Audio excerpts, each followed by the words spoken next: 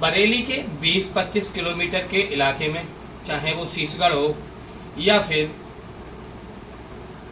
फतेहगंज हो, अलग अलग इलाके में 2023 से अलग अलग इलाके में महिलाओं की लगातार हत्या हो रही थी और हत्या कोई साइको किलर कर रहा था। पुलिस काफ़ी दिन से परेशान थी। लगभग 14 महीने से पुलिस की लगातार 22 टीमें उस आरोपी की तलाश में थी, लेकिन अभी तक कोई भी कामयाबी ना मिल पाई। इससे पुलिस भी काफ़ी परेशान थी। पुलिस को कई जगह पर ऐसे ऐसे कैमरे लगाने पड़े, हिडन कैमरे, चाहे अलग अलग गांवों में पुलिस ने कैमरे लगाए। लगभग 1500 सीसीटीवी कैमरे पुलिस ने लगाकर आरोपी की निगरानी शुरू कर दी, लेकिन कोई भी बात ना बनी। फिर 2 जुलाई को एक हत्या होती है और पुलिस और ज़्यादा परेशान हो जाती है। जैसे ही 2 जुलाई को हत्या होती है तब पुलिस परेशान हो जाती है और पुलिस अपने ढंग से लग जाती है और उसे पकड़ने में कामयाब होती है। कौन है ये साइको किलर, किस तरह बना ये साइको किलर, ये जानने के लिए हम इस वीडियो में आपको बताएंगे। हमारी इस पूरी जानकारी को सुनने के लिए हमारी वीडियो अंत तक देखें। तो राम राम, नमस्कार, आदाब, सत श्री अकाल। मैं तरुण ठाकुर एक सच्ची घटना लेकर उपस्थित हूँ। ये सच्ची घटना है उत्तर प्रदेश में, एक जिला पड़ता है बरेली और उसी में एक थाना पड़ता है नवाबगंज, उसी में एक गांव पड़ता है बाकरगंज। बाकरगंज में एक लड़का जिसका नाम होता है कुलदीप, उसकी 2 बहनें होती हैं सगी और उसकी एक माँ और बाप। जब एक परिवार ठीक चल रहा था, खुशहाल चल रहा था, तभी परिवार ठीक तरह से चल रहा था, तभी कुलदीप के जो पिता होते हैं, जिनका नाम बाबूराम होता है, वो एक शादी करके ले आते हैं, क्योंकि पहली भी पत्नी उनकी जिंदा होती हैं और तब भी वो एक शादी करके ले आते हैं। जैसे ही शादी करते हैं कुछ दिन तो परिवार ठीक चलता है, लेकिन बाद में अनबन स्टार्ट हो जाती है। जैसे ही अनबन स्टार्ट होती है तो जो दूसरी पत्नी होती है बाबूराम की, जो कुलदीप की सौतेली माँ होती है, वो बाबूराम को सिका पढ़ाकर कुलदीप की माँ को रोज टॉर्चर कराती थी, रोज उसकी पिटाई कराती थी। ये बात कुलदीप को बर्दाश्त नहीं होती थी। कुलदीप अंदर अंदर जलता रहा, अंदर अंदर उसमें औरतों के लिए एक नफरत की भावना स्टार्ट होने लगी। और कुछ दिन बाद 2014 में कुलदीप की शादी होती है। कुलदीप जैसे उसकी माँ के साथ उसके पिता करता था, वैसे ही कुलदीप भी अपनी पत्नी के साथ करने लगा। वो सुल्पा गांजा पीता था। परिवार में जब ज़्यादा कुठित स्थिति होने लगी, पारिवारिक जो परिस्थिति थी वो ज़्यादा जब बिगड़ने लगी, तब उसे नशा की आदत पड़ गई और वो नशा में अपनी पत्नी के साथ भी रोज़ टॉर्चर करने लगा। कभी वो दारू पी के आता तो पत्नी को मारता था, कभी वो पत्नी को पीटता था, कभी वो पत्नी के साथ दुष्व्यवहार करता था। लेकिन जब पत्नी ज़्यादा उससे प्रताड़ित होने लगी, तब पत्नी उसे छोड़कर चली गई। जैसे ही पत्नी उसे छोड़ के जाती है, तब वो एक खुला हो जाता है और वो बाकरगंज से निकलकर आसपास के जंगल के इलाकों में घूमने लगता है।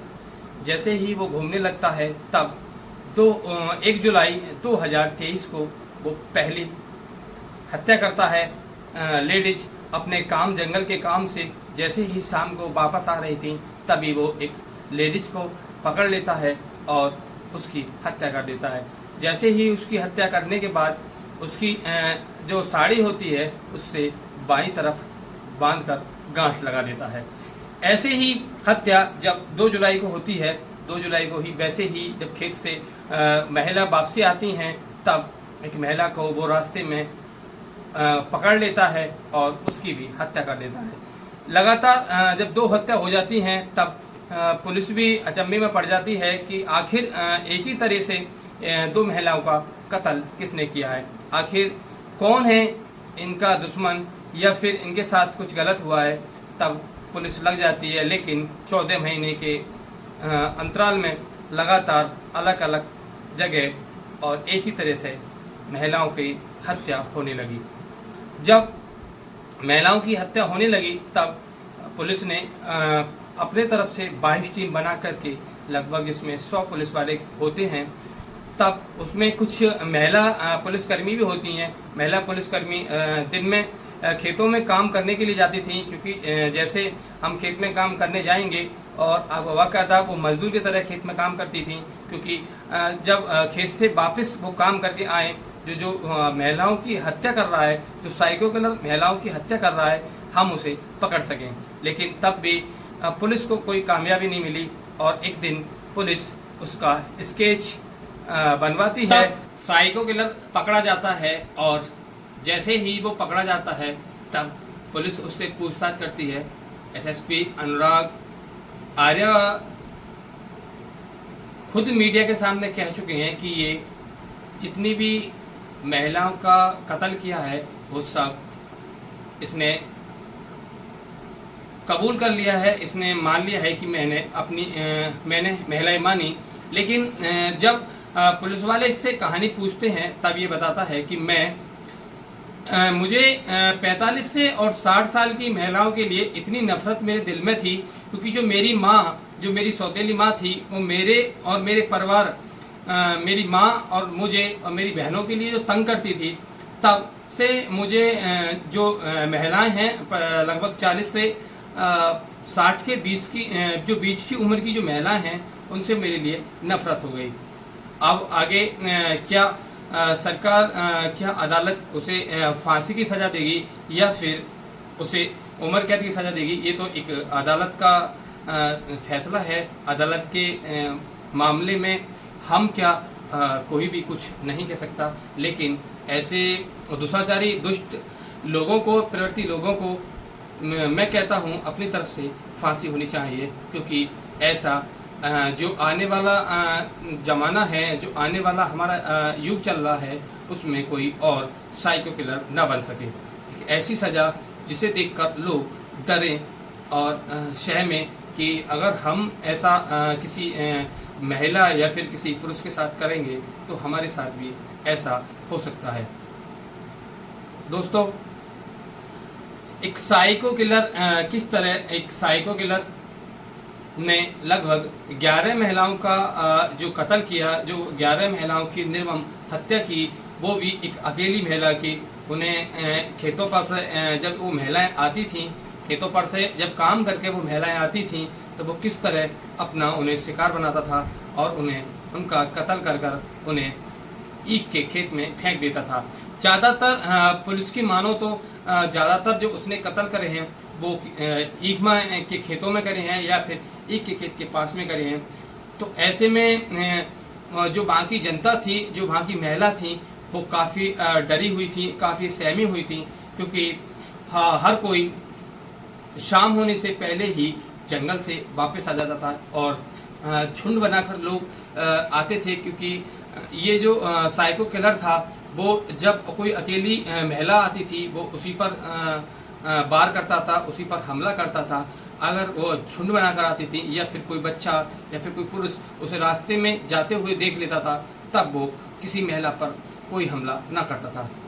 दोस्तों, मैं जाते जाते मैं बस यही बात कहूँगा कि लोगों से कि अपने और अपने परिवार का ख्याल रखें, खुद सचेत रहें और अपने परिवार को भी सचेत रखें।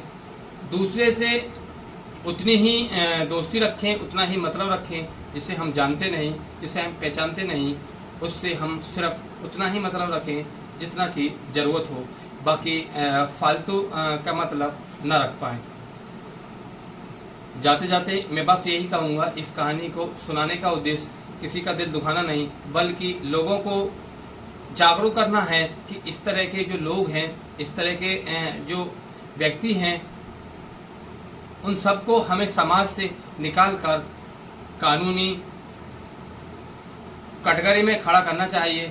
हमको भी एक पुलिस सारा काम ना करती है, बाकी हम लोगों को भी करना चाहिए।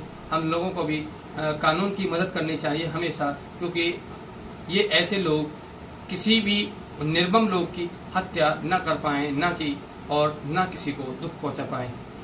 तो जाते जाते कल हम फिर मिलते हैं एक नई कहानी के साथ। तब तक के लिए जय हिंद, जय भारत।